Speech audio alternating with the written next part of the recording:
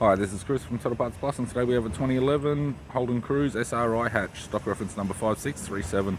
This shape runs from the 3rd month 2011 through to the 1st month 2017. It has a 1.9 UN, 1.4 litre 4-cylinder turbo petrol engine backed by an automatic front-wheel drive transmission. 1.9 UN, 1.4 litre 4-cylinder turbo petrol engine. We have the left-hand headlight, left-hand fog light, left power door mirror, left-hand side skirt. Both left-hand doors appear to have no damage. Left rear 17-inch factory alloy mag with a good tyre. We have the left-hand taillight. Tailgate appears to have no damage. Tidy rear bumper cover. Right-hand taillight. Right rear 17-inch factory alloy mag with a good tyre. Right-hand side skirt. Both right-hand doors appear to have no damage. Right power door mirror. And a right front 17-inch factory alloy mag with a good tyre. We have the driver's side door trim. Power window master switch.